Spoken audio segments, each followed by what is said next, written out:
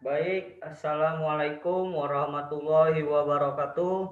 Perkenalkan kami dari kelompok 4 yang beranggotakan saya Muhammad Yoga Syaputra dan rekan-rekan saya Ali Furkan Rianda, Pina Rizky Jalugo, dan Ade Harasnita.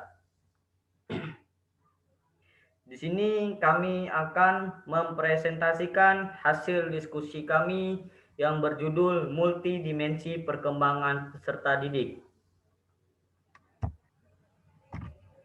Multidimensi perkembangan peserta didik meliputi beberapa poin penting, yaitu satu, energi dan kreativitas peserta didik. Kedua, 5 dimensi perkembangan peserta didik. Ketiga, anatomi perkembangan peserta didik. Keempat, dimensi kesadaran peserta didik. Kelima, perkembangan fisik peserta didik. Dan keenam, kapasitas otak peserta didik. Yang pertama, energi dan kreativitas peserta didik. Teori perkembangan yang berpusat pada peserta didik harus mendasarkan diri pada gagasan bahwa kemampuan eksternal merupakan cerminan dari perkembangan progresif dari kesadaran internal dan kapasitasnya. Perkembangan itu bukan hanya bersumber dari faktor eksternal atau akibat penciptaan dan penerapan alat atau instrumen yang lebih baik yang bersentuhan dengan mereka. Perubahan peserta didik dari luar terjadi karena mereka pada umumnya terus berubah. Premis dasar perkembangan peserta didik adalah bahwa baik individu, masyarakat maupun perantau lain pun yang bersentuhan dengan terus berkembang. Peserta didik hanyalah sebagian dari ekspresi pada tingkatan yang berbeda dari proses pengembangan manusia pada umumnya. Perkembangan dan pengembangan peserta didik terus berlanjut sejalan dengan perubahan sistem sosial dan kompleksitas kehidupan. Substansi dan proses interaksi mereka dengan manusia dewasa pun sangat kuat pengaruhnya. Perkembangan itu mengekspresikan energi dan kreativitas peserta didik menjadi lebih efektif untuk mencapai tujuan dan masa depan mereka kelak. Terlepas dari apakah hal itu sejak atau tidak dengan tujuan politik, ekonomi, sosial, atau budaya yang terus berkembang. Mengikuti pemikiran Robert Mersperlen pada tahun 1999, peserta didik secara individual mengembangkan hal itu dengan cara meningkatkan kapasitas dirinya, melepaskan, mengatur, serta mengekspresikan energi dan kapasitas untuk mencapai cita-cita dan tujuan hidupnya. Oleh karena aspirasi, emosi, dan penalaran peserta didik masih dalam proses metamorfosis. Hal ini bisa juga tidak terkait dengan dimensi masa depan, kesejahteraan ekonomi, pengakuan sosial, pemahaman mental, ataupun pencerahan spiritual.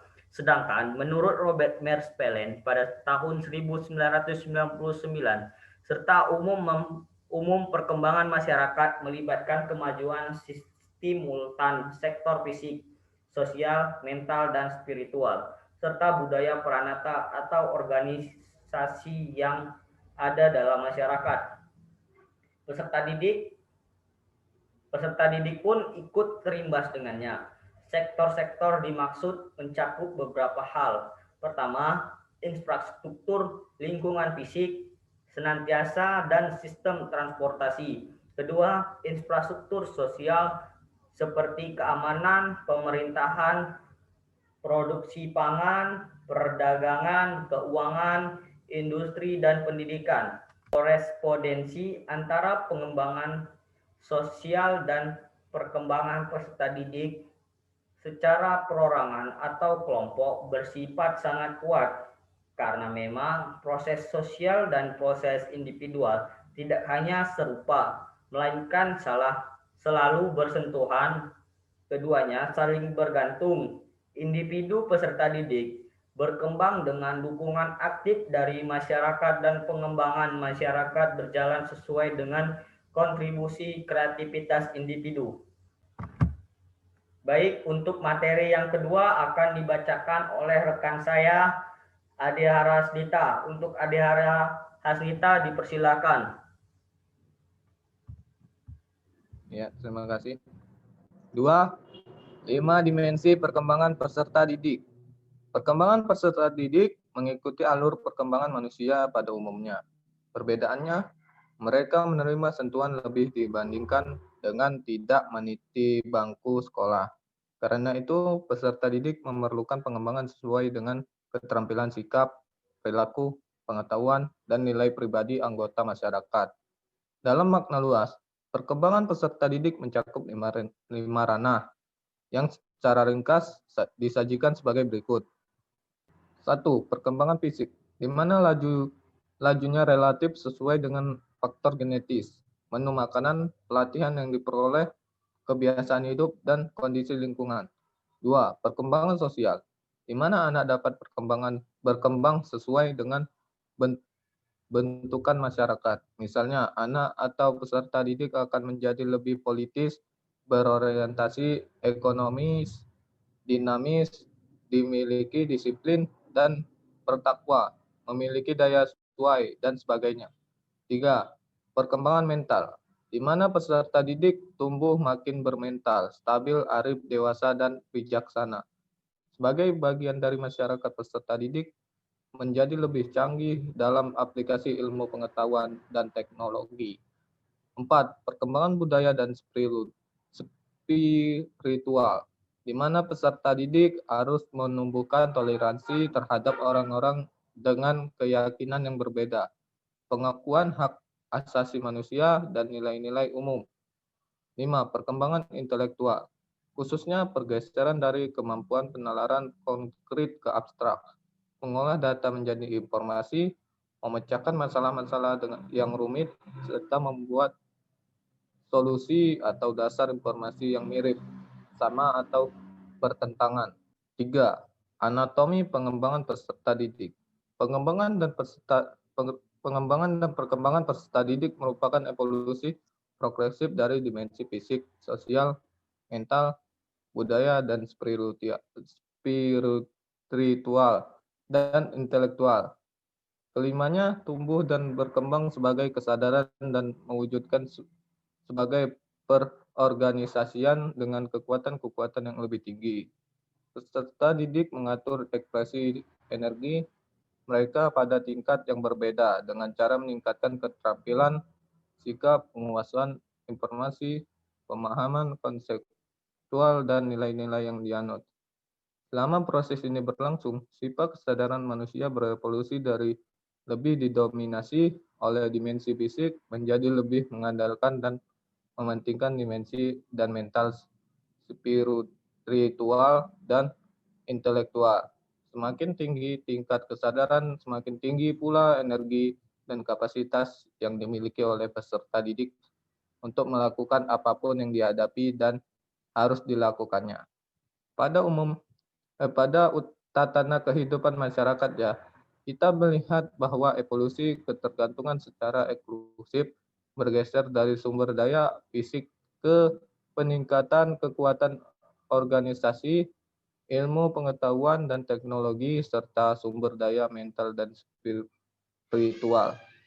Pada diri individu beserta diri, kita melihat perkembangan yang sama dari mereka yang mengekspresikan energi nyaris secara eksklusif melalui kehidupan kerja manual ke semakin bergantung pada keterampilan sosial dan pengetahuan mental untuk meningkatkan produktivitas energi fisik mereka. Baik, untuk materi yang keempat akan dibacakan oleh rekan saya, Vina Rizky Jalogo. Untuk Vina Rizky Jalogo, dipersilahkan. Saya akan menyambung materi 4, yaitu dimensi kesadaran peserta didik. Mengikuti berpikir Robert Farland 99 tentang perkembangan manusia, peserta didik memiliki 3 pusat kesadaran dan bagian-bagiannya. Bisa dikembangkan. Pertama, ada kesadaran fisik berupa sensasi fisik, dorongan, dan kebutuhan yang mendesak. Kedua, kesadaran mental seperti sifat gugup, dorongan psikologis, perasaan, dan emosi.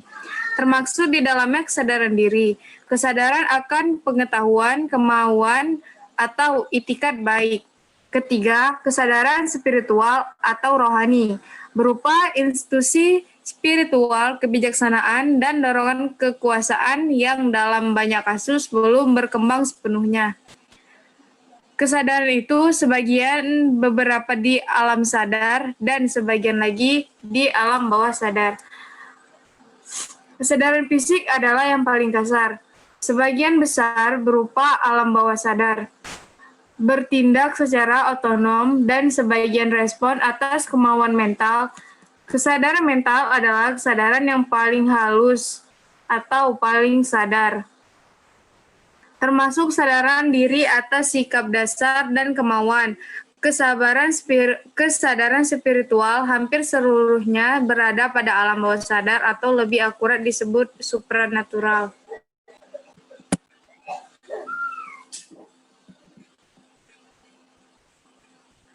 Lima, perkembangan fisik peserta didik.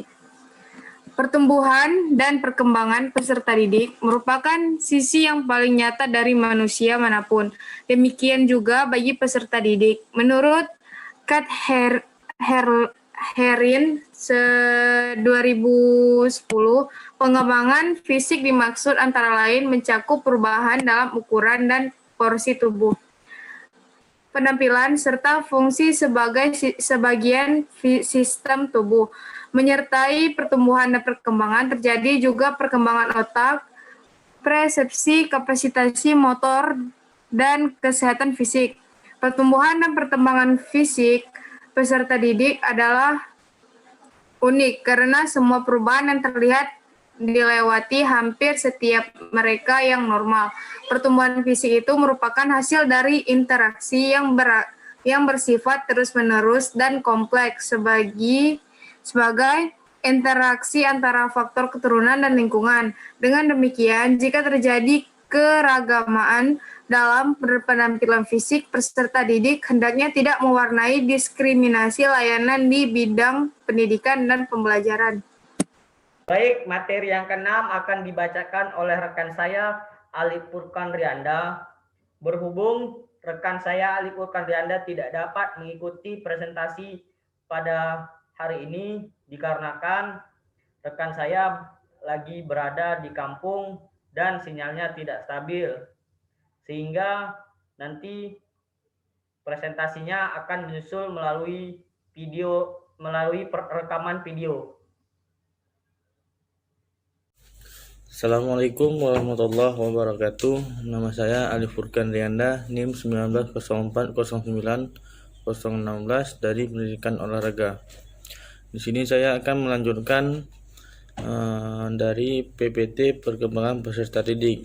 Yang saya sambung adalah tentang kapasitas otak peserta didik. Otak merupakan organ berpikir yang berkembang melalui proses belajar dan berinteraksi dengan dunia melalui